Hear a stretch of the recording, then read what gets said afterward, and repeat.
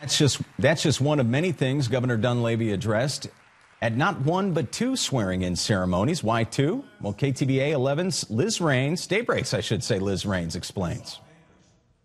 The actual swearing in itself didn't quite go as anyone had planned. There are so many things that we can't control in this state, one of them, of course, being the weather. But in the end, it made for a dramatic day in Alaska history, a story with several twists. Alaska was slated to make history when Governor Mike Dunleavy chose Noorvik for his swearing-in ceremony, the village where his wife Rose grew up. It's amazing to have your own classmate as a first lady.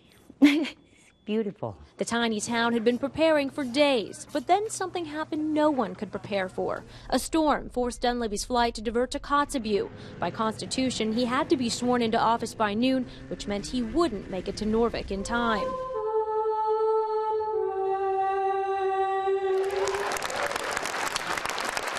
But the show went on. Alaska had not one, but two swearing-in ceremonies, the official one in Kotzebue and a symbolic one in Noorvik. The crowd, glued to a live stream, cheered as the First Lady made her way to the stage and gave the new governor a standing ovation. Just as it looked like the ceremony had come to a close, a plane appeared on the runway. Welcome home. Welcome. Well, thanks for having Welcome. Sorry we're late. We had a little detour at a place called Kotzebue. The inaugural celebration was just getting started. Dunleavy came bearing big promises. And I just want to let you know, as your governor moving forward, that you will never be forgotten.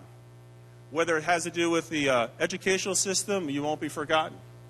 Whether it has to do with crime, things like sexual assault, you are not going to be forgotten. He prayed with locals. Thank you. It's good to be here. And broke bread with villagers in a potlatch feast, the first governor ever to choose rural Alaska for the big celebration. You are our people. And you accepted me a long time ago when I came up here and married one of your daughters. And I've never forgotten that.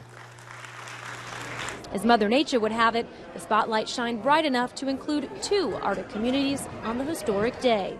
Today's turn of events is still a first for the nation. Even though Governor Dunleavy got diverted to Kotzebue, he's still the first U.S. governor to take the oath above the Arctic Circle. His time here in Noorvik was brief. He spent most of it here at the school, named after his late father-in-law, just a few short hours before he and his family, as well as the lieutenant governor, Kevin Meyer, headed back to Anchorage. A spokesperson tells us that Dunleavy was holding a cabinet meeting tonight to talk about the aftermath of the earthquake in south central Alaska. Reporting in Noorvik, Liz Raines, KTVA 11 News. Such a historic day. Great report from Liz up in Noorvik.